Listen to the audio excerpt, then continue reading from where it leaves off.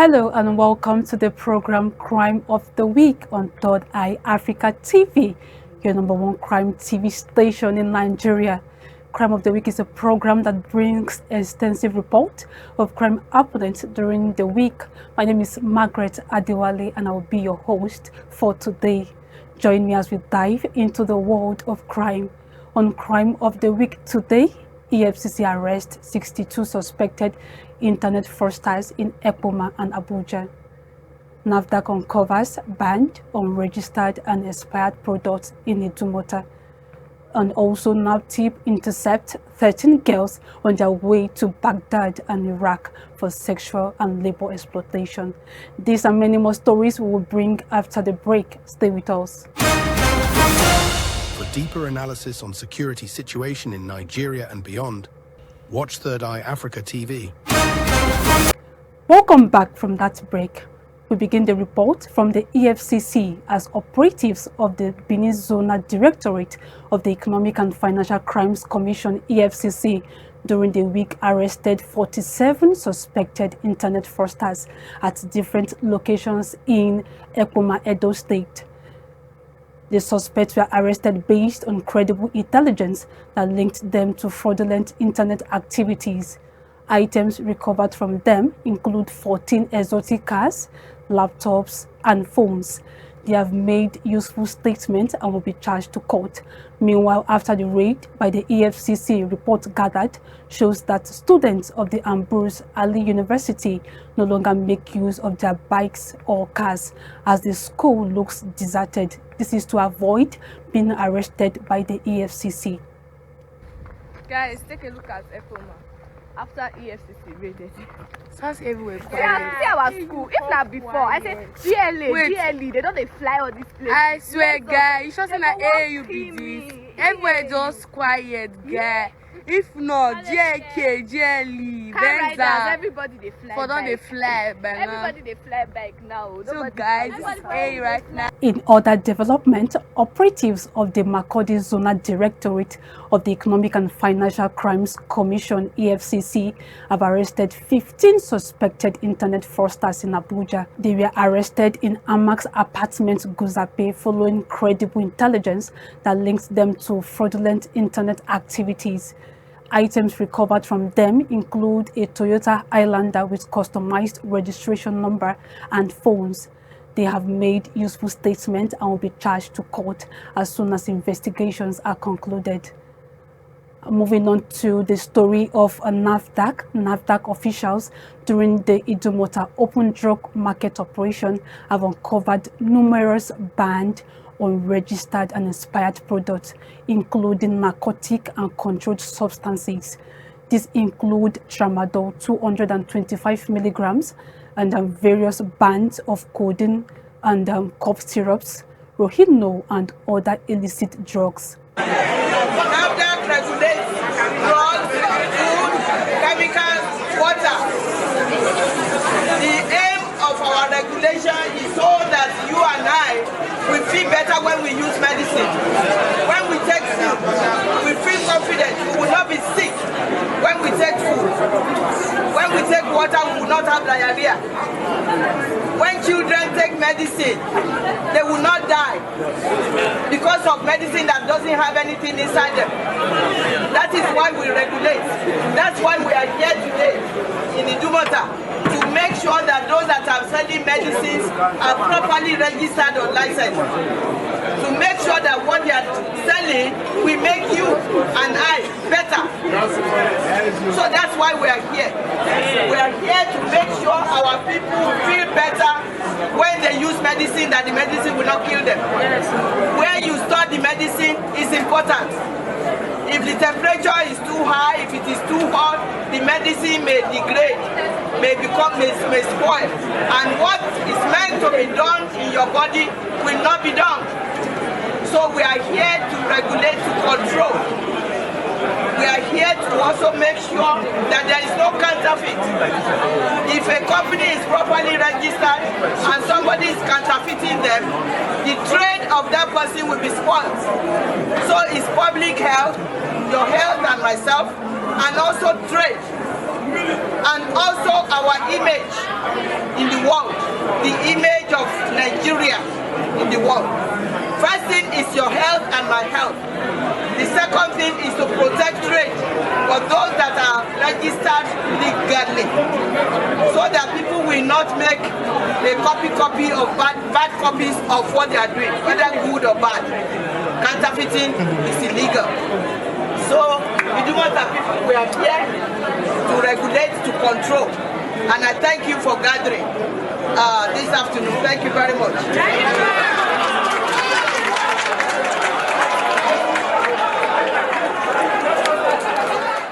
So far, over 3,000 shops have been screened and placed on hold. The quantity is so much. We have about 200 times 25 times 10 times 10 milligram. That's the quantity of this diazepam.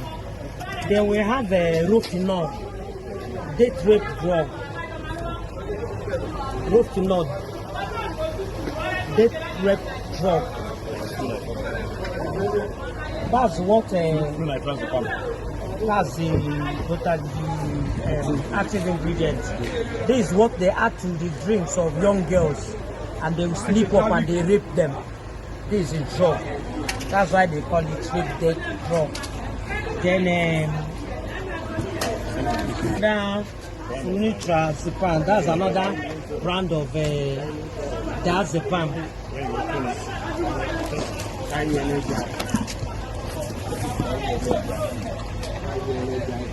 So you can see the one. It is the same thing with this one. The same thing with this one. That the brand names are not the same. This one is from Swiffer. Why this one is? I think it's this one is supposed to be. This is from Fitzin. Fitzin. Yes. And I don't know what he's doing with this type of drug at his level.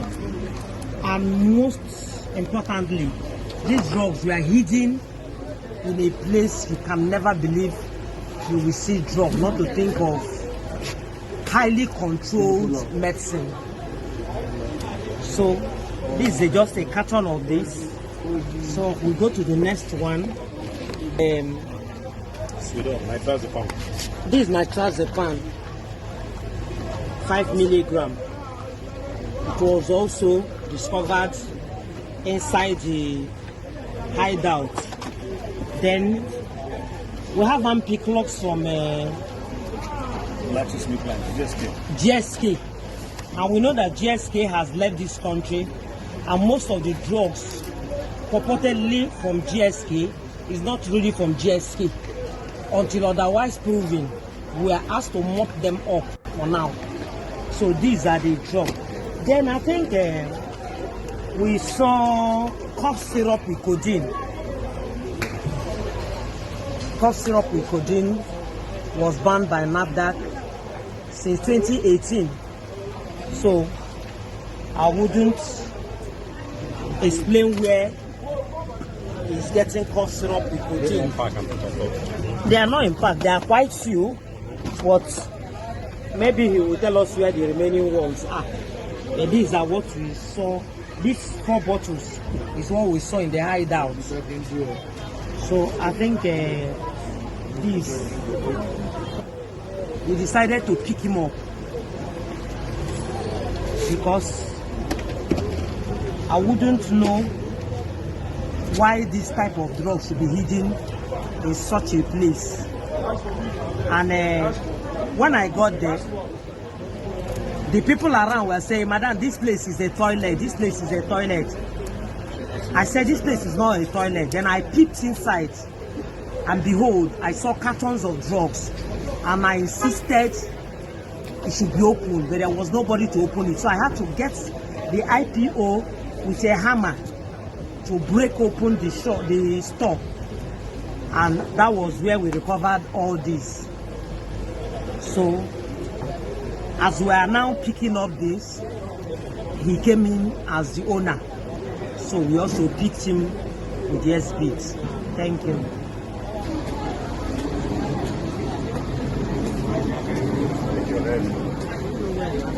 You look at this product now. they have tampered with the whole level, the items dead seized marking. by Now, NAFDAC this place they are officials putting it like this is the level. This is the year 2025. The color of printing is blue, but they are on the revalidation with blank ink. And unfortunately, look at this one that they have not yet tampered with it to put the date. It's still blank. They have all expired. This is expired. All these ones are unregistered. These are all unregistered.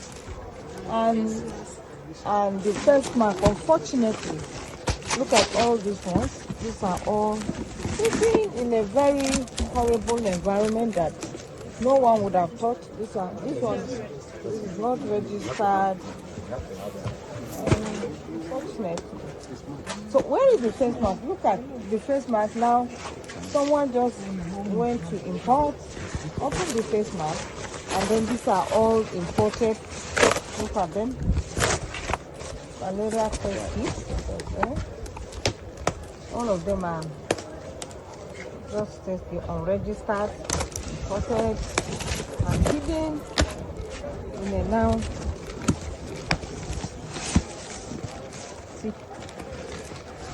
Level printed with all marks. All hidden in a place here. All of this packed here. And what we are also suspecting, I'm coming, let me pass. What we are also suspecting, see, all these ones are all packed, all imported. Look at them. Look at them, all of them have presents and registered. We are suspecting in a home. This place, this is where they are doing the printing. This place. And I'm going to see all the printer. We are trying to break this place to see what they are printing. See packets of drugs with printer and all kinds of things. We are trying to. I want you to go on screen. Start checking all the date markers. The tampered marking. Now, where the other one? I'm saying to you, open this one.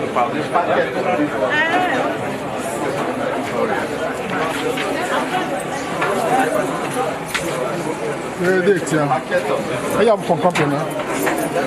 Yeah, company. The printer is there. Manufacture 2024. Here is showing 20. You see, I'm the closer. So you get. Manufacturing date. This is the date here. Hope I cannot ask now. Sorry.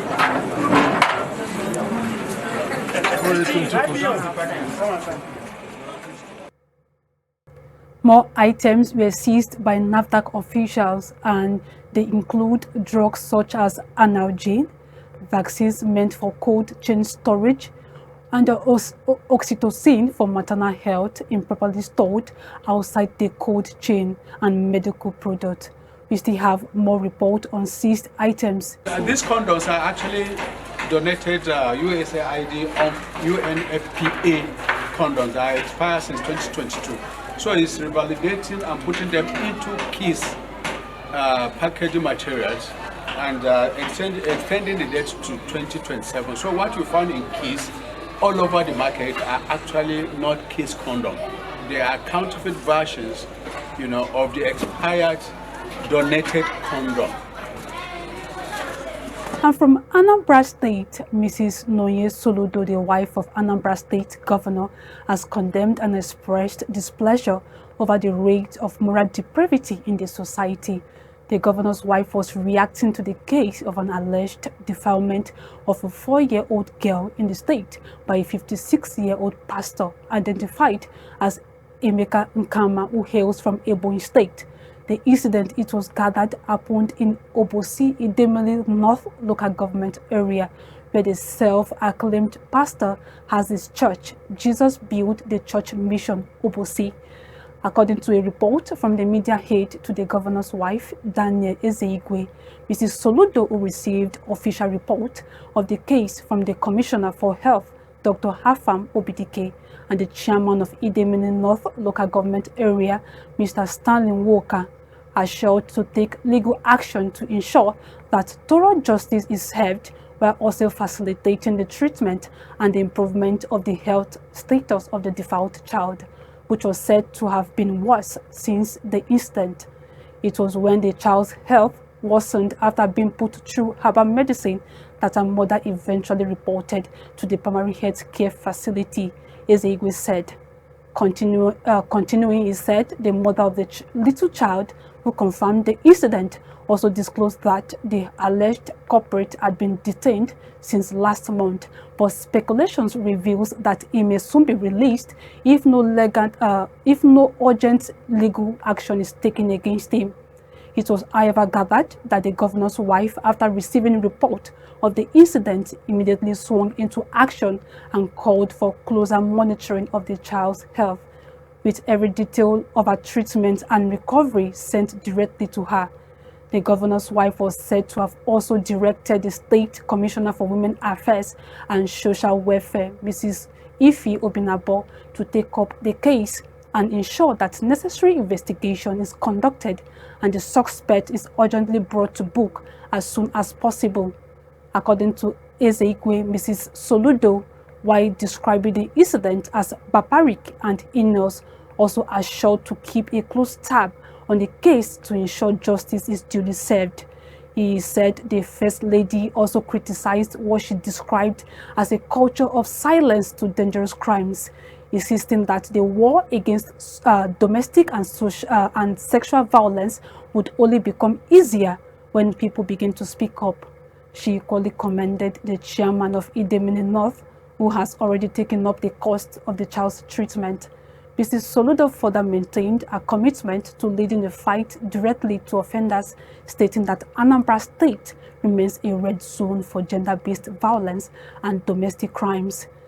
She explained that anyone found guilty will be made to face full-scale legal consequences. He concluded. The incident has also attracted the reactions of some social users, with many calling for the castration of the said pastor, among other punishments recommended. And the reports from NAPTIP reveals that the National Agency for the Prohibition of Trafficking in Persons, NAPTIP, with the support of partners, has intercepted 13 girls suspected to be victims of human trafficking on their way to Baghdad and Iraq for sexual and labor exploitation. According to a report released by NAPTIP, the girls, whose ages ranges between 19 to 39 years old, were allegedly deceived and recruited by faceless, unregistered labor recruiters who are suspected to be agents of a larger criminal labor recruiting gang operating between Nigeria and some Middle East countries. They were incepted at the Nnamdi Azikiwe International Airport, Abuja, shortly before departing for Iraq. Similarly, the operative of the agency has sealed up a popular 3-star hotel located at the ever-busy community of Kwali Area Council of the Federal Capital Territory, Abuja, and rescued 11 underage girls suspected of use for sexual expedition. Luck, however, ran on the owner of the hotel as she was arrested while other supporting staff escaped. The development came barely 1 month after operatives of NAPTIP burst a private apartment located inside one of the Ibro estate in the heart of Abuja and rescued 9 pregnant girls suspected to be victims of human trafficking. The interception of the Iraq-bound girls followed a tip-off by some concerned partners who noticed the unusual movement of some unknown faces at the departure lounge of the airport in the company of some timidly looking girls, all chorusing the same answer to different questions about their destination, and immediately alerted the agency. Speaking on the incident, the Director General of NAPTIP, Binta Adamu Bello, who witnessed the interception of the first batch of 5 girls at the airport on our way out of Abuja for an official duty to Adamawa, expressed displeasure over the level of deceit by the traffickers and called on parents and guardians to always be careful of fake promises for their children and ward. The Director General said, "I wish to point out that our action is in line with the provision of the Trafficking in Persons Regulations of 2019, which empowers NAPTIP to issue clearance certificates to all travel agents or tour operators and intended travelers for the purpose of educational excursions, recruitment for labor, sporting activities, cultural and music excursions or competitions, as well as all organizations, shelters and homes offering services for the purpose of rehabilitation of trafficked persons." The case at hand is pathetic because these girls were deceived and recruited for a supposed job in Baghdad by unlicensed labor recruiters who are not known to any constituted authority in Nigeria. This implies that should anything happen to these girls, we will not be able to hold anyone responsible because they are undocumented laborers. Also, they were issued 60 days visa and yet signed a labor agreement of 2 years with them. The implication of this is that as soon as the visa expires, they are at the mercy of the master and lose all legal right to demand anything, including their legitimate salary. Investigation revealed that they will be paid a sum of $250,000 as monthly salary by their taskmaster, out of which they will remit 4 months' salary to the agent here in Nigeria and another huge sum to the agent in Iraq. From the testimonies of scores of victims who passed through the same condition, they were never paid regularly as expected, maybe 4 or 5 months only for the agreed contract period of 2 years. In fact, the major issue with their master is when they ask for their salary to be paid. It is painful that while unspecified numbers of victims are in those volatile and war-torn destination countries seeking help to be rescued, these are happily embarking on a journey to the unknown. We are seriously worried about the situation because some who are rescued recently came home with life-threatening medical conditions, while others escaped with life-threatening wounds and everlasting scars inflicted on them by their masters. We cannot close our eyes and allow these ones to join the statistics of stranded victims. We are also on the lookout for the unscrupulous and unregistered recruiters who are behind all these scenarios. By sincerely appreciating the management of the Nnamdi Azikiwe International Airport, with particular reference to the airport manager and his security personnel, the officials of the various airlines and sister law enforcement agencies who provided one form of assistance or the other to us, I wish to sue for the more cooperation to rescue these girls from the deceit of the mindless traffickers, the Director General said. We will go on a break and we'll be right back. Stay with us. For deeper analysis on security situation in Nigeria and beyond, watch Third Eye Africa TV. Welcome back from that break. This is still Third Eye Africa TV and the program is Crime of the Week. I'm from the NDLEA. Operatives of the National Drug Law Enforcement Agency, NDLEA, have busted a trans-border drug trafficking syndicate, arresting 4 members' intelligence-led operations during which multi-million naira worth of tramadol pills concealed in the bumper and first bottom of Sienna buses heading to border towns were recovered. Following weeks of intelligence and surveillance operations by the operatives of the Directorate of Intelligence in NDLEA, a Sienna bus was intercepted at Nasarawa Toto Road, Kefi, Nasarawa State. 2 suspects, Zaradin Adamu and Abubakar Usman, were arrested in the vehicle coming from Onitsha, Anambra State, en route Yola, Adamawa State. A second Sienna bus driven by Abba Usman was also intercepted. During a search of the 2 vehicles, specially constructed steel compartments were discovered after the removal of the back bumper, where a total of 190,960 pills of tramadol were concealed and in the space designed to house the spare tire of the vehicles. Investigations revealed that an Onitsha, Anambra State-based dealer, Kingsley Mba-Eri, was the supplier of the seized tramadol consignment. A swift follow-up operation led to the arrest of Mba-Eri at his Uga Street, Onitsha home. 2 vehicles, a Toyota Corolla car and a Toyota Sienna bus, were recovered from his house. And that is all we can take on to this edition of the program. Join us next time as we bring you an exciting episode. Thank you for joining us.